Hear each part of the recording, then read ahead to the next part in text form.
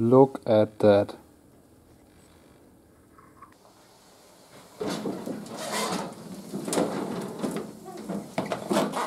Servus and welcome to the new project bike. This is a Bandit 1200. It was standing in a barn for about 10 years. I don't know if this engine turns or runs or anything. I haven't started anything because the battery was dead. I just bought it blind. And let's figure out what's wrong with it. But before we start working on it, I would like to show you how this filthy bike came to me. There's dirt all over the place, the chain loop is everywhere. That's how I pulled it out of a barn or a garage from the previous owner. And he said that he really cared for the bike. But look at that. The tank is rusted through. Nothing is okay with it.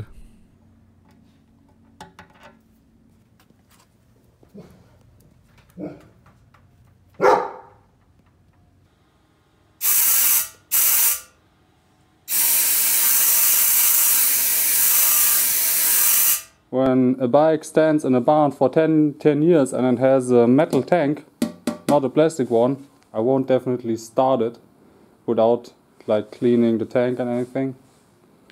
So, what is wrong with it? Previous owner unfortunately didn't fill up the tank all the way, so it was rusting from the inside.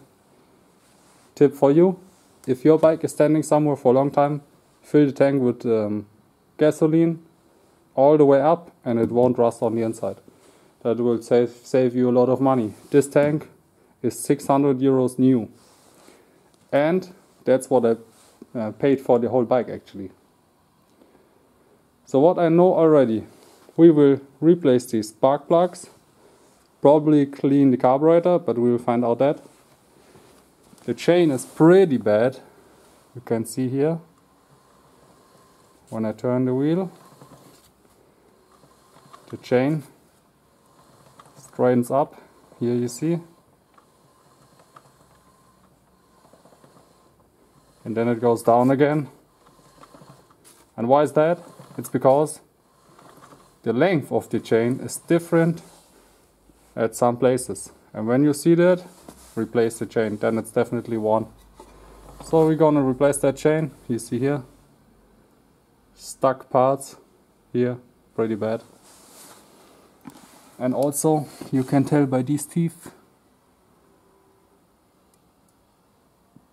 they are pretty sharp and that's not good. And this bike has only 21,000 kilometers and I think this is the first chain, so we're gonna exchange it. Tire profile is pretty good, but they are pretty old. I think I'm gonna leave them on, and when I sell the bike, maybe the new owner wants new tires, or I don't know. For the German 2-year license, it's no problem. I cleaned it already, but stuff like this will be cleaned better. We'll replace all fluids, oil filter, yeah, clean the carburetors, replace the tank. I got a used one over there already, it's perfect, no rust, nothing. So what's special on this? It has an hydraulic clutch, so we're gonna replace that clutch fluid also. Of course, replace that tank. Brakes are pretty good, no need to replace that. And yeah, that will be it on this bike. Have fun. We start with the tank. Want to take the fluid out and check if the carburetors are good or bad. Quick tip for you. I don't know if the previous owner made these carburetors empty before he put that bike in the barn for 10 years. So it's best if you know that your bike is standing still for the winter or whatever, for a long period of time, close the fuel tank and let the bike run until it shuts off. Then the carburetors are empty and you don't need to clean them the next year. Because what's the problem with the carburetors is, when the fuel evaporates, it leaves a really sticky, thin film everywhere, and that's what clogs the jets and everything. So if you make these carburetors empty, no problem.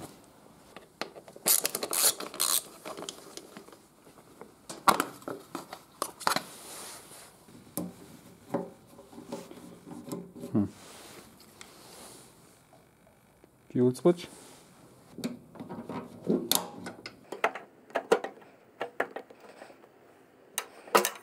And now you can lift it off.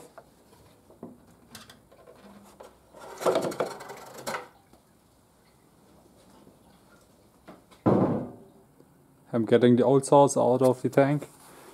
And you see this.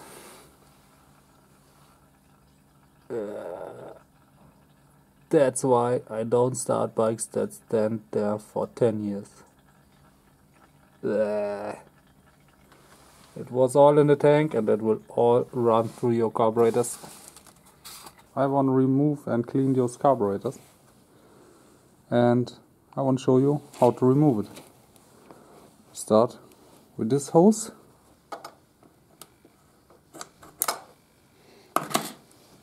We want to remove the air filter cover to have more space later on.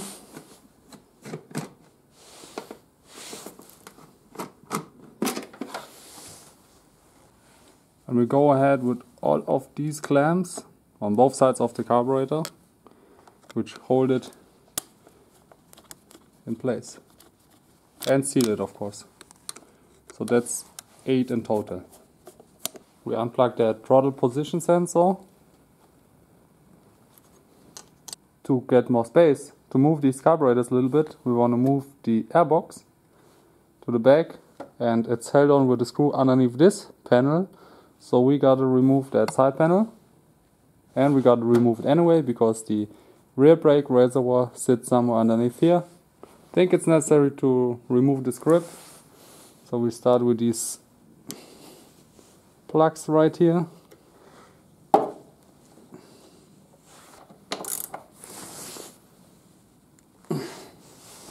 For that you need a 6mm Allen key. They're pretty tight.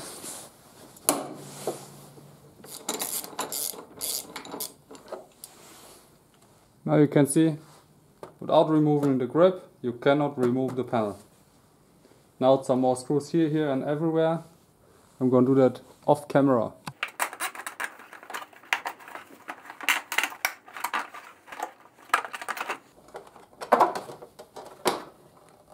These clips are pretty strong. You know what? I'm gonna remove the whole rear piece in one. So it's the same on the other side. I hope this time it works out.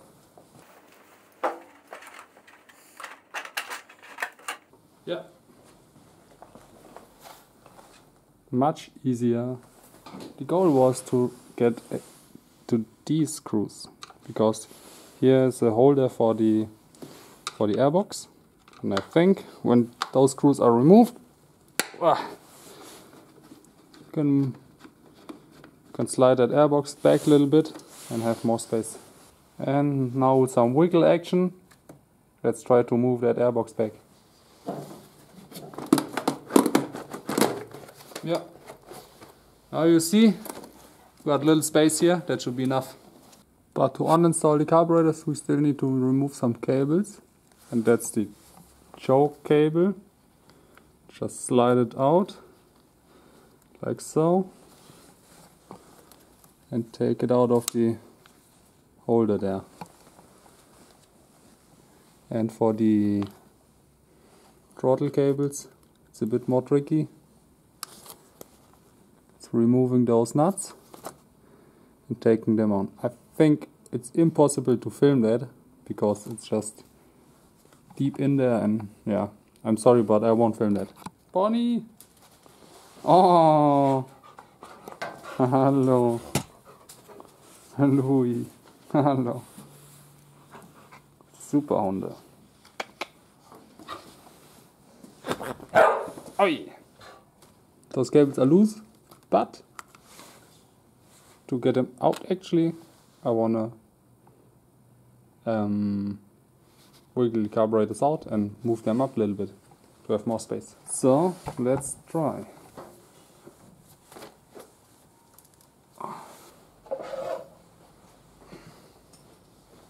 pretty stiff, we need a big boy.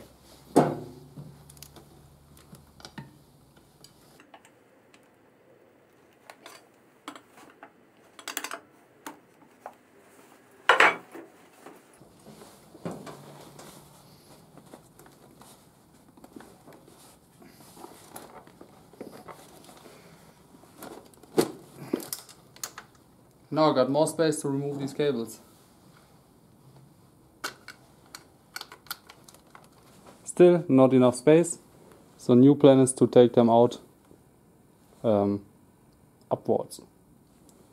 And then I can remove this cable. So let's see.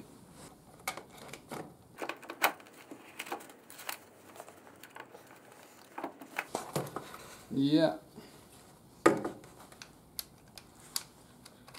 And here is the carburetor. No, sorry. 4 carburetors. What a big thing. Next step is to take it apart, clean it on the inside and see what needs to be replaced, like maybe the membranes, if they are stiff or whatever. So, let's do that. Those sliders still move, that's a good sign. They move and there's a small resistance, that's how it's supposed to be. Remove that one. We'll go ahead with those covers. Each of them is held in by 2 screws.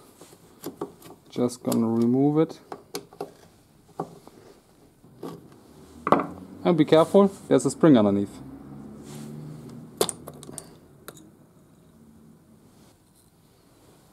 What I want to do is, I want to check that membrane on each of them. But that's pretty good. I want to check if it's stiff or if it's like, I don't know, incomplete or anything. Cracks in there. But everything here looks good. So I'm going to do the same on all of them. This is the screw for the idling RPM. And I want to count how far it was in, so I can make it the same later on. So I mark it here. And we'll count the turns. 1,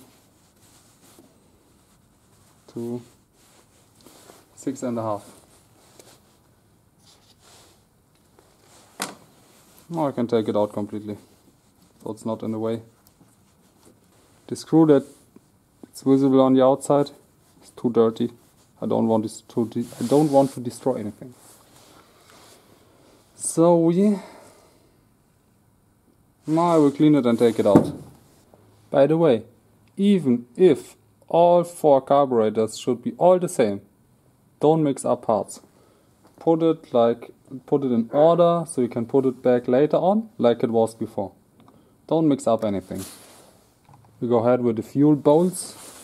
It's the same here. 2 screws each. Yeah.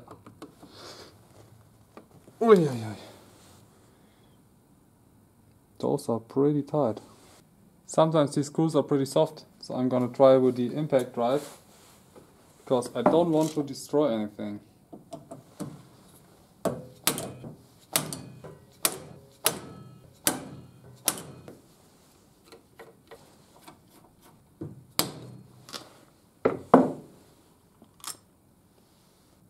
Damn it.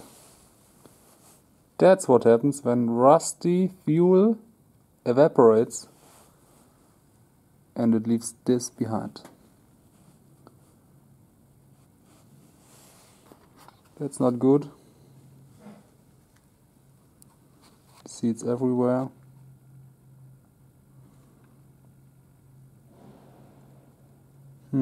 So this needs to be cleaned pretty well.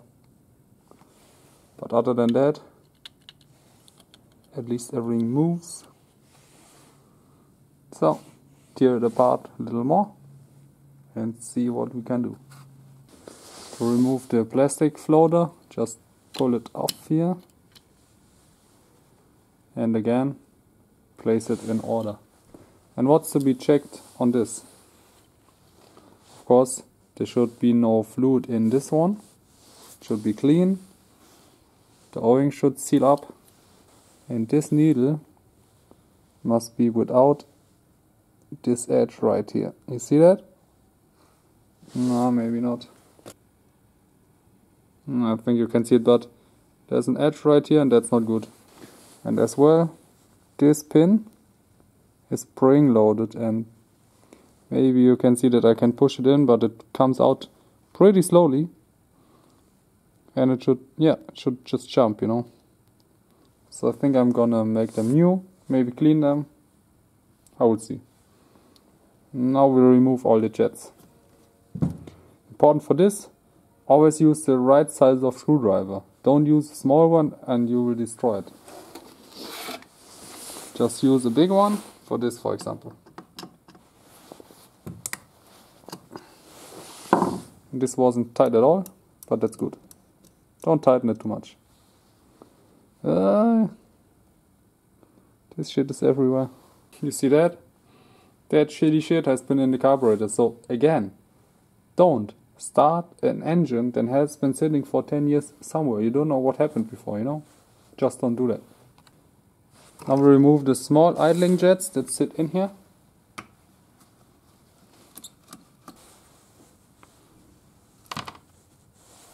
I used to see through these jets against light, and this one looks good.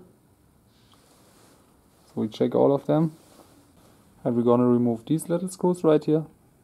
And for these, we count the turns again, because this is the mixer screw for the idling. So this one was 1.5 turns in. And I'm gonna count on all of them. We inspect those for dirt and visible wear. We have that crappy old fuel in here, but no wear at all. And very important here is the right mounting order, because these screws fell out, but not the O-ring and washer and spring. It should be in there. So I'm gonna try get it out and see if it was mounted in the right order. The washer sits in pretty stiff, but here we got washer and O-ring, and it was mounted in the right order. When putting in is the O-ring, then the washer, and afterwards the spring. So this was alright. I think this hasn't been dismantled at all before, so it should be right. So guys, I think that's how far I'm gonna take it apart, because I could take it apart more, but it doesn't look too bad, other than the crust in there. But I mean, you could take it apart more and put every single carburetor in the ultrasonic cleaner, but I think that's not necessary. And then you need more O-rings and all this stuff, so I don't want to do that. I will try it with it like that, clean it and put it back together. That's the plan for now. Wow, look at that.